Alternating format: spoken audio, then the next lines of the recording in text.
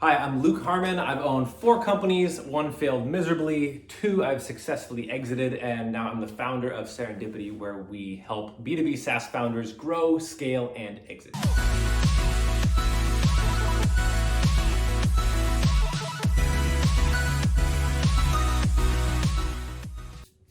I'm so excited for this video because this might be the most important video you've ever seen as a founder. Because as you think about what product to bring to the market, sometimes it's, here's an idea I had. Another great step is I talked to a lot of customers and they want this, but I'm gonna teach you a method that I learned that gets customers to actually pay for the product before you build it. And because they're doing that, the psychology of it is they love it and they start using it. And so they become clients for a long, long time. So make sure I'm gonna teach you that today. Make sure to stick around for the very end where I give you the Product Roadmap Validator. That'll be a link in the bottom. Okay, so here's the challenge. Have you ever as a founder found yourself in this scenario? You talk to a client, you've sold them on the vision, they like what you have. They actually give a verbal yes, they want to work with you. So now you're super excited, you dive into it, and you kind of find out, wait a minute, they want every feature under the sun. They want it in 2 months, and they don't have very much budget. And oh man, I'm trying to make payroll, and I'm trying to satisfy investors, and I'm trying to do all these things. And I really want to make them happy. I can't show churn. I got to make them happy. And you're like, how do I satisfy everybody? Kind of puts you in a bind.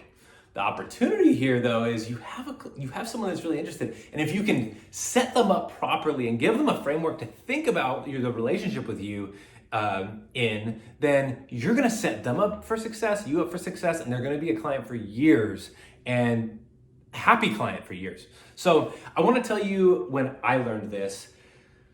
We'd been growing. We actually had some serious churn issues. And then all of a sudden we got a verbal yes from this Fortune 100 client. And, they told us they had a $72,000 budget to launch. And they also told us, they were like, we expect to be treated very well. Like we're this name brand, we are Fortune 100. They just had very high expectations about how they wanted to be treated. And so I was kind of like, I wanted to high five my partners, but I also wanted to kind of throw up because I was like, how the heck are we going to keep them happy? This is going to be so hard. Okay, so we ended up hiring this consultant, Kyle Baker. He taught me this framework. He'd been a decade launching SaaS companies that actually had budgets about 10 times that much, so in the millions of dollars range. And he showed me, man, here's this framework. You implement it. He taught me how to implement it. I'm going to teach it to you today. In this particular example, what they said, they had a $72,000 budget. They were like impossible to please is what they verbalized. We launched on time. They were super happy. They paid us $155,000, so not 72. So we were able to pay our employees. We weren't working nights and weekends, totally stressed out. And they were a client for years. Even when we got acquired, they made the transition to the acquirer and are still a happy client from what I know to this day. So this framework is a game changer. If out of all the tactics I've used in my experience, this is learn this one. This is the most impactful. So I'm going to teach it to you. So it's a 4-part framework. The first is you have to educate them that when you're launching a product, there's only 3 moving parts. There's time, there's budget, and there's functionality. That may sound incredibly rudimentary to you, that that's where we're starting, but let that sink in.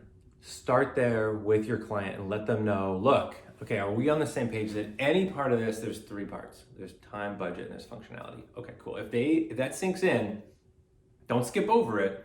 Then you move to step 2. Step 2 is time, budget, and functionality are all interdependent, okay? I'm gonna try to use some simple math, but I'm not the best at it, so I'm gonna try to give you an example of how this works. So let's say you're gonna launch, let's say one feature takes 10 hours to do, and let's say there's an hourly rate of $100 an hour. So one feature takes 10 hours and it's $1,000. Let's bring this into the real world a little bit more. You don't have one feature. Let's say you have 100 features.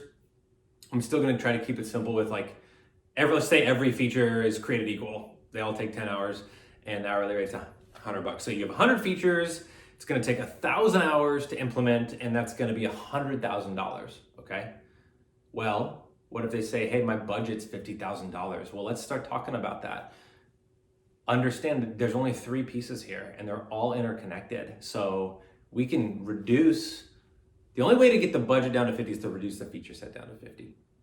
So that's good. And by the way, that's also going to only be, instead of 1,000 hours, it's going to be, it's going to be, 500 hours as opposed to 1,000 hours. So we can actually launch in 6 months or 3 months instead of a year. Or maybe they say, hey, these features are important to us. Or they say, we need all 100. Well, okay, that's going to take this amount of time and it's going to cost this amount of money. So you can use different ways to explain it to them, but that what I've found is a critical step. You got to move slow. You have to kind of diagram it. You got to show them some examples.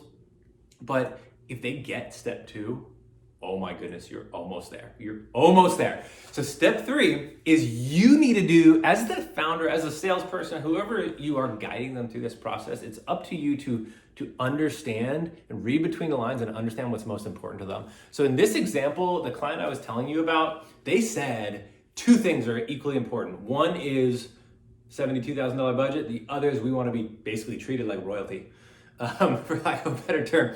So as I started asking questions and started to work with them, I kind of realized, wait a minute, you want it to be this font, this feel, this extra bit of functionality. And you don't really care that as that goes up, you're seeing the dollar amount go up. And through that conversation process, that's how we changed the $72,000 budget to a $155,000 budget. And they were super happy, which is the craziest part, right? Okay, so that's the 3 steps. The 4th step, this is the ninja move. This is the game changer. Once you give them that framework, you empower them to make the decision. So what I'm gonna do, the thing that I have is called a scope doc. It's an Excel formula that if you download the Product Roadmap Validator, it'll show you screenshots. And if you want me to actually walk you through it, feel free to then reach out to us. Me or someone on my team will actually walk you through it and help you problem solve with your client.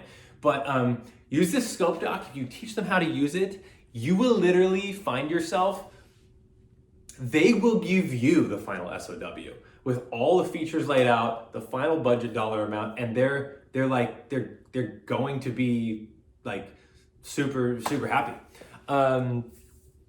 Okay, I have my notes here. I wanted to say one myth about this. Oh yeah, okay, here's my myth. The myth about this space and why this is so important is that many founders think because they have a product, they have a company.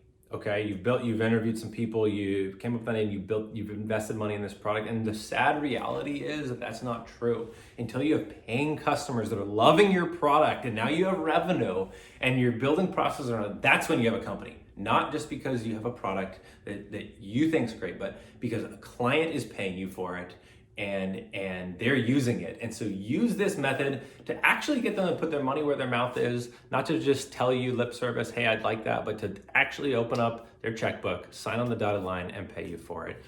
So interview, there's 4 steps to it. 1 is educate them on the 3 parts: time, budget, functionality. 2, educate them on how they're interdependent. 3, understand what's most important to them. And then 4th, empower them to make the decisions. So with that, thank you for viewing this video. I hope you enjoyed it. Click subscribe if you like the content. Also, I challenge you to write a comment what you agree with, don't agree with. Have you used a similar process with this? What are you gonna change in your business today based on this video? And lastly, I just want to remind you that serendipity means the chance development of events in a beneficial way. And I want to encourage you to keep growing, that you can create your own serendipity.